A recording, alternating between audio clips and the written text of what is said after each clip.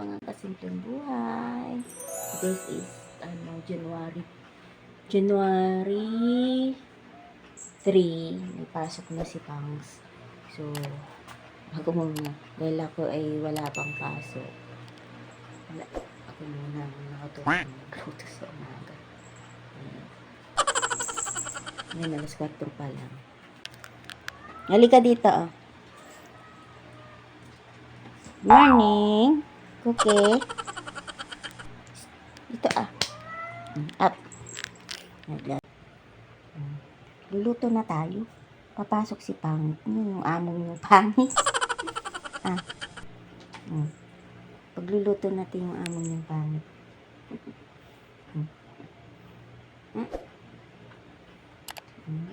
Ganito. Lambing ni Cookie.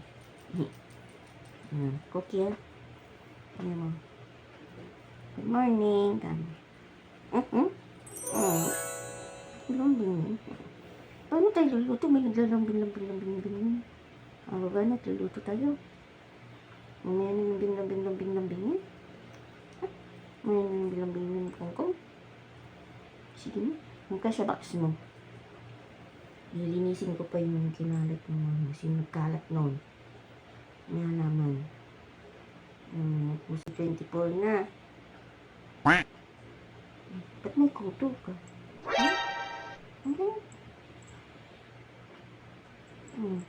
Ang galing yan. Saan ka kasi nagsusuot? May kuto na naman sa mga chinken mo na binabantayan. Shh, kayong dalawa dyan. Ngayon na, rarambulan mo. Shh, Tosh.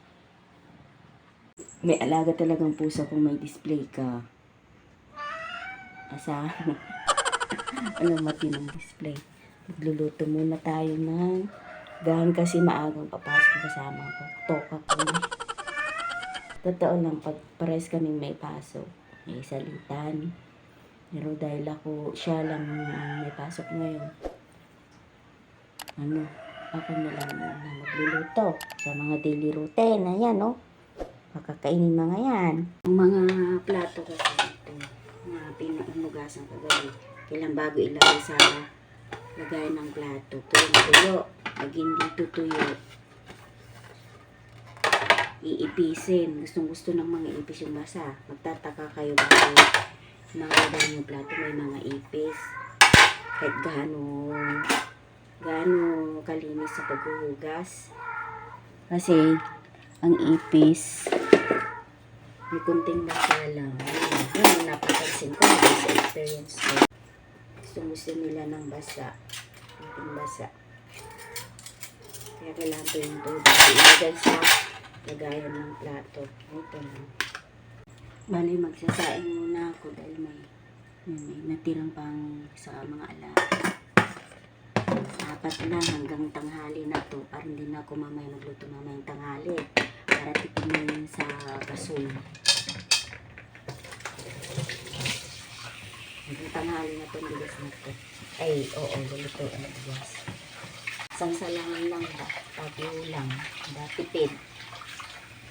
Hindi luto ng luto.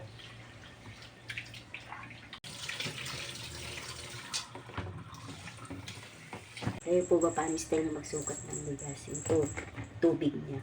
Kung gaano kalalim yung bigas. Ayan. Hanggang ganyan din yung tubig. Minsan tinitikman, pag iba-iba yung klase ng bigas, tinitikman ko yung bigas. Kung matigas, dinadagdagan ko ng konti. Pag malambot naman, binabawasan ko yung tubig.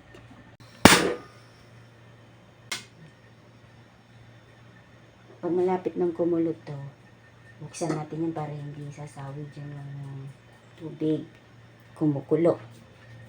Ready lang muna natin yung malulutuin sa agahan. May natira kaming corned beef sa ginawa namin nung nakaraan, spaghetti. Yun muna, gisa sa sibuyas.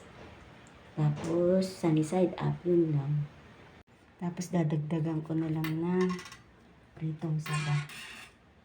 Yung ulam namin ngayon, pang-agahan. Habang hinahantay kung medyo mainin yung kanin bago magluto ng ulam.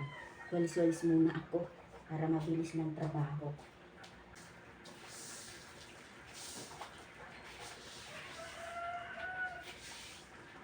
Ito pala nilaro, linggon.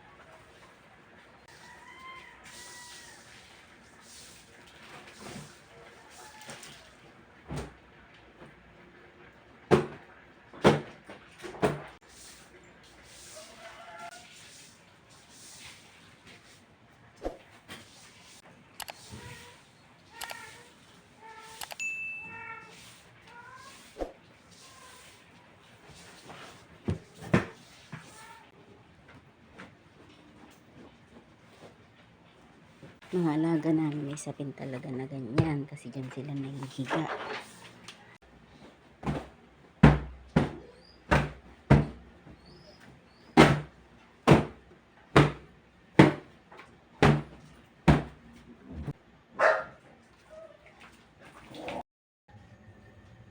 Piprepare yung mga piprituhin.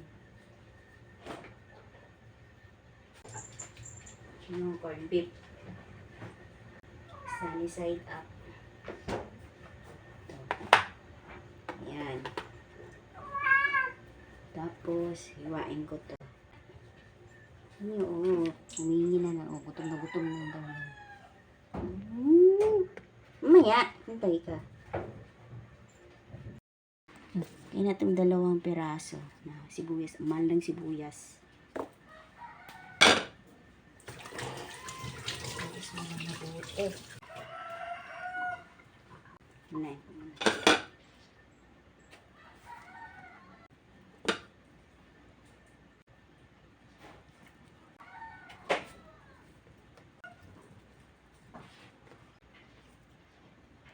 Sala na mamaya.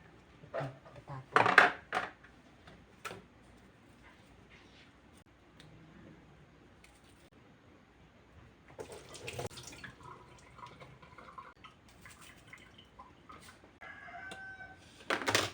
Kasi yung baon niya, ito.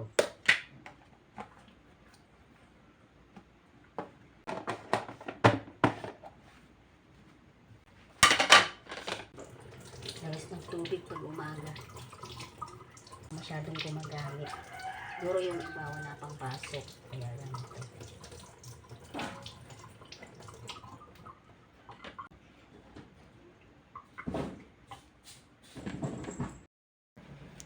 Umpisan na natin kainit ng kawali.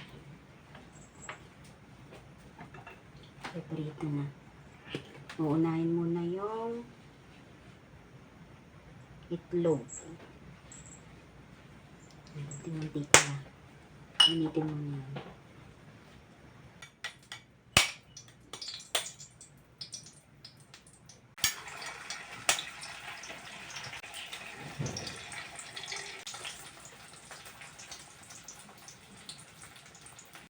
Paminta. Hindi lang.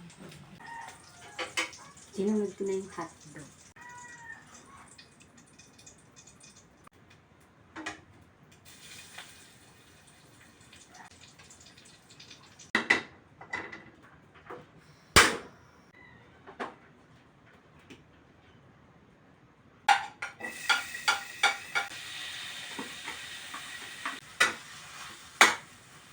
Talsik ng mantika dito. Nanggamin.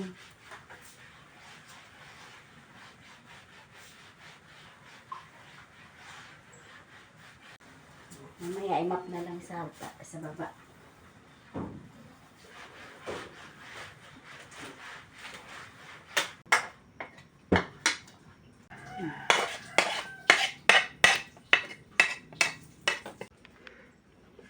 Tapos na. Luluto ng ulam sa almusal. Tapos yung baon din niya. Ayan o. Hotdog na lang baon mo. Tsaka saging.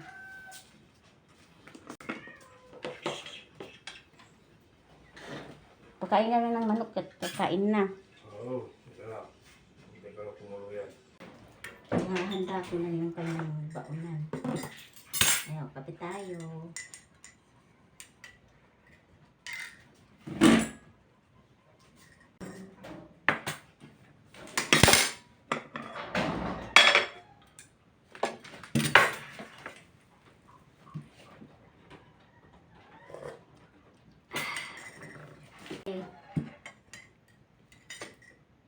5:30 na. Simula nung kanina nag-umpisa ako. 5:30 a.m.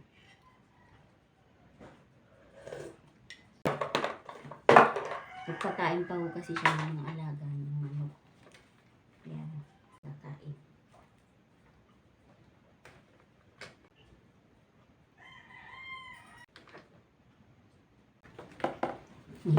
May relax doon. Kikita niyo yan? Yan. Yusho! Ito mamaya. May kuntong bagoong. Kunti lang.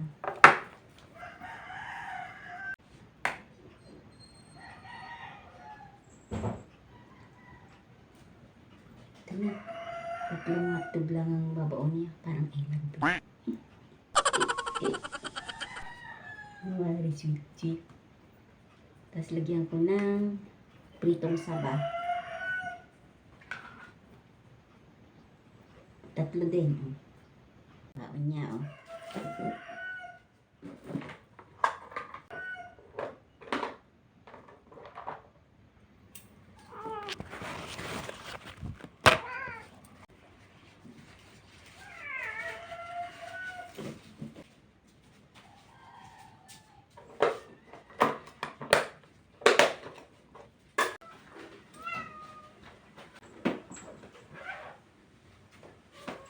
Kain na.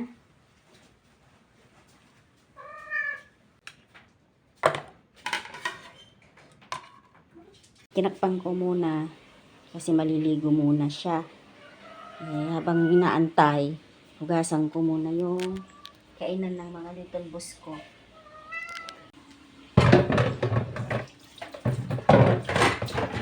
Kailangan natin dito araw-araw hugasan dahil nagselan siya ng mga little boss. Basa ang mga pok nila pag kailangan hugasan lagi. Parang tao din mga yan, syempre. Pag hindi malinis kinainan, masasakit ang tiyan mo talaga. 5:45 na. Mamaya, maglilinis naman sa labas yung mga alaga naming aso. Tsaka syempre magwalis-walis na rin dun sa harap ng bahay. Para hindi makalat. At magtilig ng halaman pagkatapos nun maglaba. Tara po, kain tayo. Umalis na yung amo nila. So, estimahin ko naman mga to. Ito, mga little boss na yan. Nagsasapo ka na naman. Ay, sus! Kakain na kayo, Huwag lang magulo.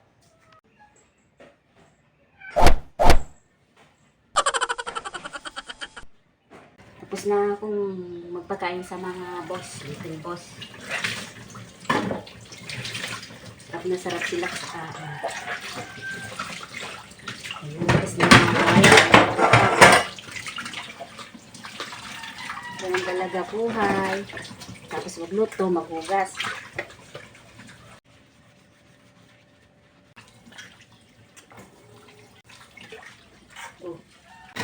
Nawalan pa ng power! Nawalan po tayo ng kuryente. Ano ba? Tanggalin tong saksak ng rep kasi pipitik na naman yan. Wala, di ba yan?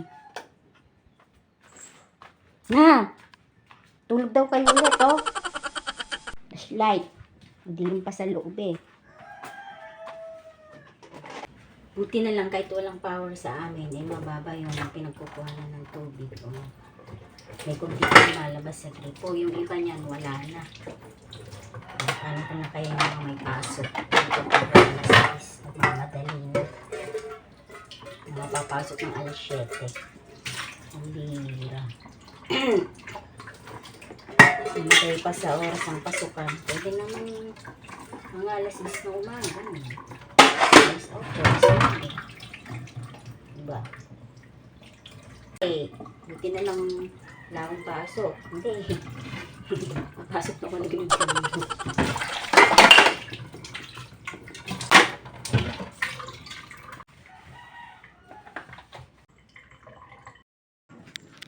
Ayan po, nagkaroon na po siya ng power. After mga 10 minutes siguro, nagkaroon na siya.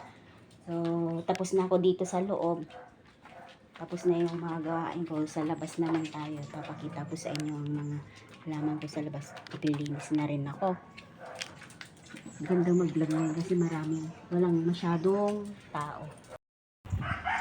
Bale, ito siya yung aking mga December cactus. Hindi na December cactus dahil Hindi na siya December cactus, kundi January cactus kasi ngayon lang nag-bloom ang bulaklak.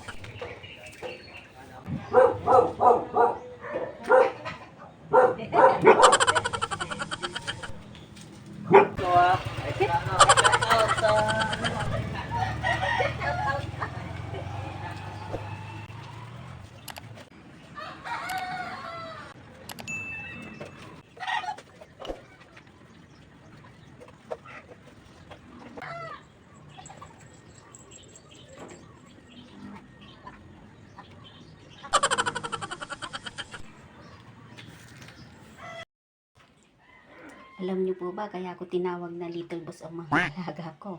Tingnan niyo naman, ako'y hulas na, kakalinis sa labas. Yan, walang ilaw. Ay! Ayan. Tingnan niyo, ha? Ayan o, ayan o. Sarap ng higa pagkatapos kumain. Oh, slip na naman. Wow. Ano? Huwag ka manggugulo, ha? Diyan ka lang, ha? Re-ready lang natin yung mga labahin. Ibababad na lang, hindi na lang mag-washing. Parang mas nakukontento kasi akong maglaba pag kinukusot ko at binabrush kasi nakikita ko yung mga dumi ng damit. Kaya kunti lang naman, so kaya na yun. At least tipid sa kuryente, tubig, tsaka sabon. Wow!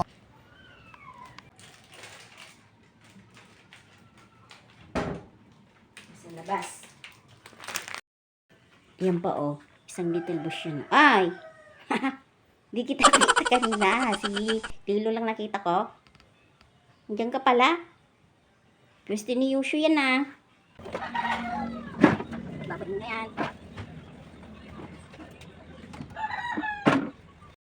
Ipunan muna natin ng tubig para pambalnaw bago ibabad. Babaran lang ng sabon. After 30 minutes, ibabrush ko na.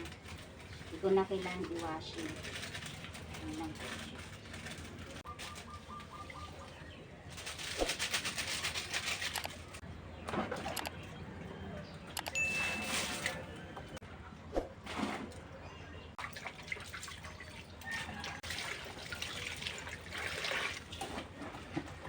Tayin lang natin siya ng 30 minutes to 1 hour. 1 hour. Yan. Pwede nang kusitin yung i-brush. Ngayon, yung pinagbalnawan ko, bubuhos ko dun sa ihi ng aso. Sayang yung tubig. Ganun lang po magtipid ng tubig. Tapos mamaya, mga pinagbalnawan ko, ibubuhos ko din dun. Tsaka yung iba ititira ko para panlinis sa sunod na araw. Ganun lang po siya. Gawain ko araw-araw. Ay, araw-araw. Tuwing walang pasok, ako ang nakatupa sa bahay. So, pasok muna tayo. Habang hinahantay yung binababad, pahinga muna.